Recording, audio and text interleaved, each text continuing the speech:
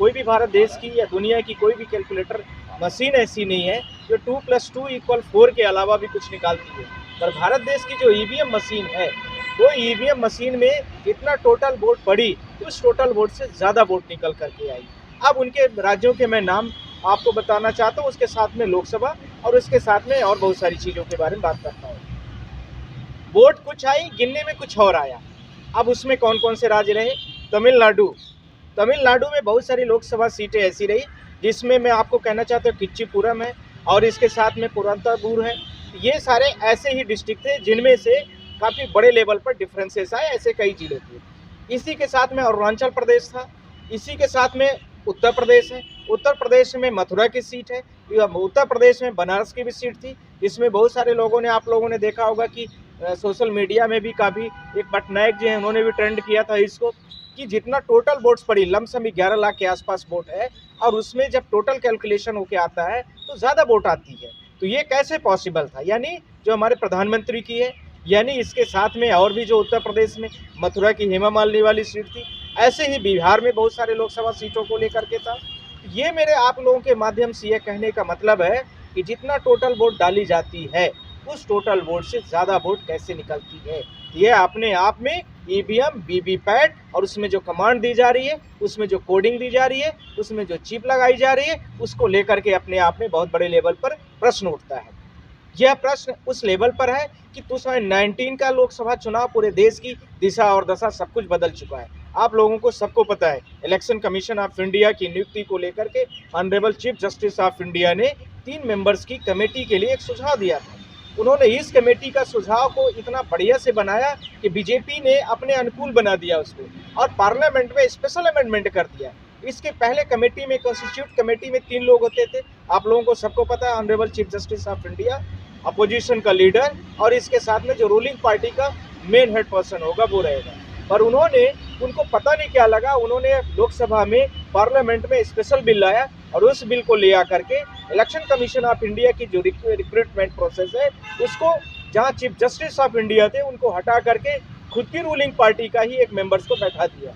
इसके साथ में ये दूसरा, जब सारी चीज़ें सही थी तो क्या ज़रूरत थी आपको इतने बड़े लेवल पर, जो भारत देश की संवैधानिक संस्था है, जो भारत देश के डेमोक्रेसी की सुरक्षा रखता है, जो भारत देश के लोकतंत्र को बचाता है, जो भारत देश की जो हमारी सबसे बड़ी बेसिक स्ट्रक्चर को संभालने की दम रखता है, उसके अपॉइंटमेंट को आपके मन में कुछ न कुछ खोट था, इसलिए आपने अपने तरीके से उसको कर दिया है। यह उसी प्रकार से है, ये क्यों किया गया है, अब इसके बारे में मैं अगली बात करने जा रहा हूँ। तो जो 2019 के इलेक्शन की मैं बात कर रहा, तो उससे यहाँ पर जोड़ना भी चाहता हूँ। तो उसमें जब सारी चीज़ों को लेकर के काफ़ी बड़े लेवल पर डिफरेंसेस आए, तो उसको लेकर के इलेक्शन कमीशन पर पूनम अग्रवाल जी हैं, उन्होंने पहली बार, फर्स्ट टाइम पर उन्होंने इलेक्शन कमीशन से कांटेक्ट किया और वो उसके बारे में सारा डिटेल्स निकालने की शुरुआत की थी। इलेक्शन कमीशन ऑफ इंडिया ने बोला कि ये क्लर्कियल मिस्टेक है, इस क्लर्कियल मिस्टेक को हमें सुधारने का मौका दिया जाए और हम इसको सुधार लेंगे। तो फिर इसके बाद जैसे ये कुछ दिनों का समय गुजरता रहा, इलेक्शन कमीशन ऑफ इंडिया इधर उधर घुमाता रहा और 3-4 महीने जब बीत गए 2019 के, ध्यान रखना, ये जो मैं आपसे बात कर रहा हूँ, ये कर रहा हूँ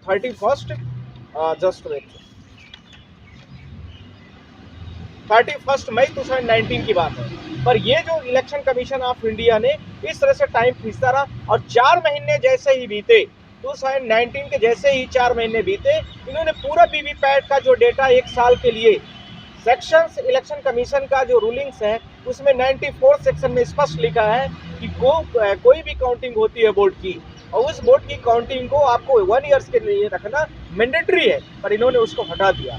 और उसको हटा करके इन्होंने क्या किया, सबसे ज़्यादा बड़े लेवल पर दिक्कत कि इन्होंने पूरे डेटा को डिलीट करा दिया। अब जैसे ही वो लोग फिर आगे बढ़े तो इन्होंने बोला हमें 3-4 महीने का टाइम दीजिए।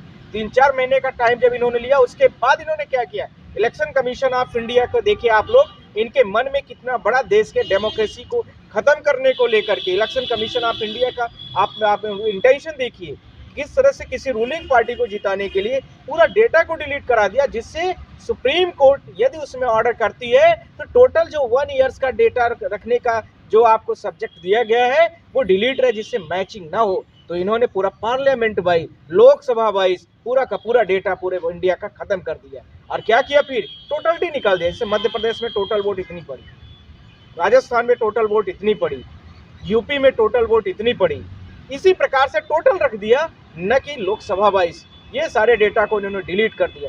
तो मेरा उनसे प्रश्न था, इलेक्शन कमीशन ऑफ इंडिया इस डेटा को डिलीट करने के लिए क्या टेक्निकल ग्राउंड रखता है? तो उन्होंने एक जवाब बड़ा सिंपल सा दिया है, टेक्निकलिटीज। टेक्निकलिटीज में इनका ये है कि ईवीएम में खराबी है, ईवीएम में यही जो आप लोग सारे लोग कि ईवीएम मशीनों में कुछ प्रॉब्लम चल रही है। तो ये प्रॉब्लम जब आपकी इतनी जल्दी आ जाती है, फ्री फेयर इलेक्शंस नहीं हो सकता है, तो आपने किस आधार पर इतने बड़े भारत देश के डेमोक्रेसी को खतरा उत्पन्न कर दिए हैं, जो कि इस समय पर रूलिंग पार्टी के आप एक तरीके से हेल्प करने के लिए आप बैठे हुए हैं।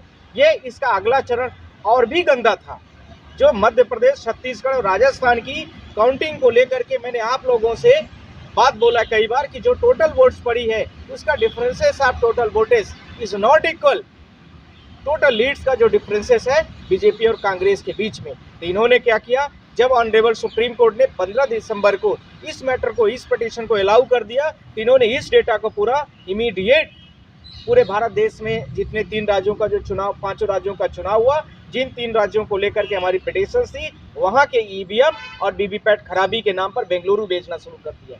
अब लिखा क्या 94 सेक्शन में, जो मैंडेटरी किया गया है कि 1 ईयर आपको रखना है, पर इन्होंने 1 ईयर नहीं रखने की कोशिश कर रहे हैं। EVMs vote counting in 370 seats plus and election commission refuse complaints, ये हमारा कंप्लेंट भी रिफ्यूज कर रहे हैं, ये भी ध्यान रखने की जरूरत है। और इसके साथ में मैं आपसे यह भी कहना चाहता हूं कि इनको जो 1 साल 94 सेक्शन के साथ में ये दिया गया कि आप कंपल्शन है, तो आप इलेक्शन कमीशन ऑफ इंडिया क्या करता है कि 2019 में जो चुनाव के और अभी वाले जो पर्ची हैं उन सारे को लेकर के एक रिपोर्ट भेजते हैं, एक एप्लीकेशन भेजते हैं, और इस एप्लीकेशन में लिखते हैं कि 2019 में जितनी डेटा इलेक्शन कमीशन की वीवीपैट पर है उनको डिलीट कर दिया जाए, उनको डिस्ट्रॉय कर दिया जाए। डिस्ट्रॉय करने का मतलब क्या था आपका, क्यों आपने डिस्ट्रॉय करवाया? जब हम लोगों ने ये पूछना शुरू किया, आम जनता ने पूछना शुरू किया कि इलेक्शन कमीशन ऑफ इंडिया ये बताए कि ये डेटा 2019 के इलेक्शन में जो यूज किए गए थे उनको किसने डायरेक्शन दिया है कि डिस्ट्रॉय आप कर दे। इलेक्शन कमीशन का एक बड़ा छोटा सा सिंपल सा एप्लीकेशन आया, इन डेटाओं को आप डिस्ट्रॉय कर दीजिए। डिस्ट्रॉय करने का आपको किसने पावर दिया है? जब आप ही के सेक्शंस में लिखा हुआ है 1 साल तक ये रेगुलराइज तरीके से कोर्ट भी मंगा सकती है, इलेक्शन कमीशन भी मंगा सकता है, पब्लिक भी किसी ने केस फाइल कर दिया है तो वो भी चेक कर सकता है। तो जब आपने ही अपने हिसाब से नहीं, अपने रूल्स को फॉलो नहीं किया है, तो आपने ईवीएम वीवीपैट वाली जो व्यवस्था है उसको बंद कर देना चाहिए। फिर आम जनता जैसे वोट पेपर वैलिड पेपर में कर रही थी वैसे ही करती अपना, आपकी जिम्मेदारी भी नहीं रहती, आपकी जवाबदेही भी नहीं रहती। नाइदर ये भी नहीं कर रहे हैं कि जो वीवीपैट की पर्चीज निकलती है उस पर्चीज को काउंट करने के लिए पब्लिक को दे दिया जाए, उससे भी ये बहुत सारी चीज़ों का समाधान हो सकता है। यह भी नहीं करना चाहते हैं, तो फिर क्या है? अब अगला इसी के कड़ी आप देखिए, इलेक्शन कमीशन ऑफ इंडिया ने इन्हीं मुद्दों के साथ में आज हम आपके लिए लेकर आए हैं बहुजन समाज की एक ऐसी किताब, कहीं हम भूल ना जाएं, एक ऐसी ऐतिहासिक किताब है जिसके अंदर आपको ऑडियो वीडियो देखने को मिलना है। ये पहली बहुजन समाज की ऐतिहासिक किताब है जिसके अंदर आप वीडियो भी देख सकते हैं। अब किताब के अंदर कैसे वीडियो देख सकते हैं ये मैं आपको पहले दिखा दूं। आइए तो हम देखते हैं। सबसे पहले आपने करना ये काम है कि किसी भी पेज पर मोबाइल द्वारा आप गूगल पे जाएंगे और गूगल पे जाने के बाद आपको कैमरे का निशान नजर आता है। इस कैमरे पे आप क्लिक करेंगे तो ये QR कोड को स्कैन कर लेगा। स्कैन करने के बाद यहाँ पर आप देखेंगे ये लिंक आ गया। आप जैसे लिंक पर क्लिक करेंगे आपकी वीडियो चालू हो जाएगी, यानी कि आपको एक सटीक जानकारी मिलने वाली है, एक ऑथेंटिक जानकारी मिलने वाली है।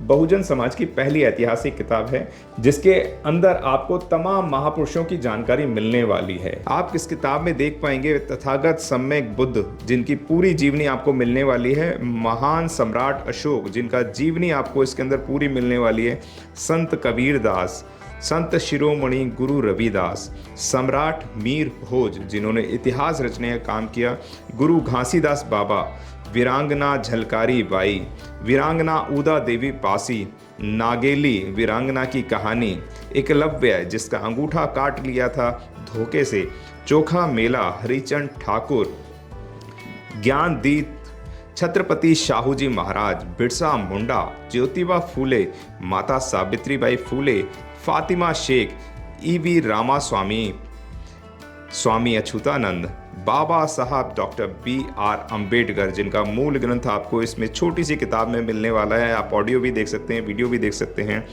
माता रमाबाई, मोतिया रावण कंगाली, सरदार उधम सिंह, ललई सिंह यादव, दशरथ मांझी, शिव दयाल सिंह चौरसिया, कपूरी ठाकुर, भवरी देवी, मान्यवर काशीराम साहब, जिन्होंने इतिहास को दोबारा दोहराने का काम किया था, वीरांगना फूलन देवी, बहन कुमारी मायावती, संकल्प भूमि और पूना पैक्ट। बहुजन समाज का एक मूल ग्रंथ यह आपके पास आ गया है और आप इसको बिल्कुल भी देरी ना करें। तो साथियों, अगर आप ये किताब मंगाना चाहते हैं तो डिस्क्रिप्शन बॉक्स में जो आप नंबर देख रहे हैं, इस नंबर पर आप हमें अपना ऑर्डर बुक करा सकते हैं। कितनी किताब आपको चाहिए? यदि आप चाहते हैं कि यह किताब पूरे भारतवर्ष में घर घर नजर आए तो आप इस वीडियो को ज़्यादा से ज़्यादा शेयर करें, लाइक करें, शेयर करें, अपने कमेंट हमारे सुझाव बॉक्स में ज़रूर दें और किताब को अपने घर पे मंगाना बिल्कुल भी ना भूलें। अगर आपने अभी तक हमारा चैनल सब्सक्राइब नहीं किया है तो सब्सक्राइब करें और घंटी का बटन बिल्कुल भी दबाना ना भूलें ताकि सभी लेटेस्ट खबरें पहुंच सकें आप पे सबसे पहले।